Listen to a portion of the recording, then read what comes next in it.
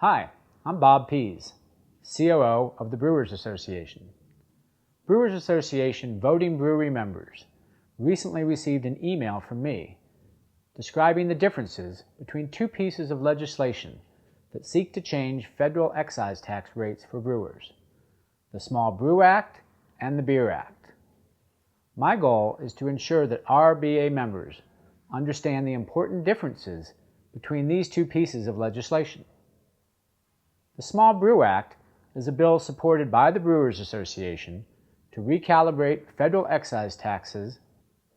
It is a jobs creation bill that has bipartisan support, including support from members of the powerful House Ways and Means and Senate Finance Committees.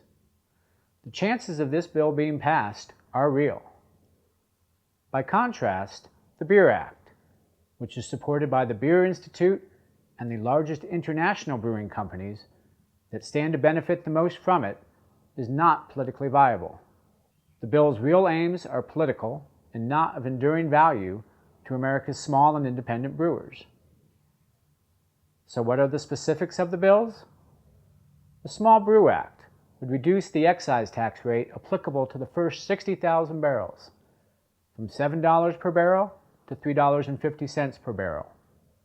It would establish an excise tax rate of $16 per barrel on beer over 60,000 barrels but less than 2 million barrels. It would offer no federal excise tax relief for brewers producing more than 6 million barrels. The Beer Act proposes zero federal excise tax on the first 15,000 barrels, which sounds appealing to small brewers, but listen on. $3.50 on barrels 50,001 up to 60,000, and incredibly, just $9 on barrels 60,001 and up, a rollback to 1991 levels.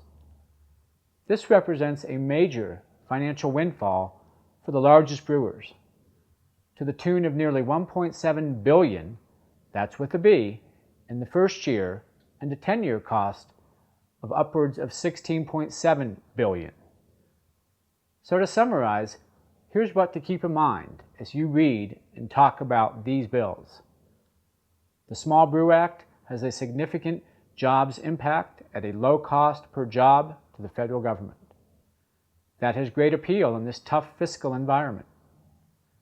The Beer Act has a cost per new job created that would be prohibitive. There is an overwhelming desire in Congress to assist small, Main Street American manufacturers, and that is precisely who the small brewers are and who the Small Brew Act would impact. The Small Brew Act offers its biggest gains to small, independent U.S. brewers. It offers no federal excise tax relief to brewers producing more than 6 million barrels. The Beer Act offers the biggest gain to the largest international brewing companies. The Small Brew Act is good for America's small and independent brewers. Thanks for your time today.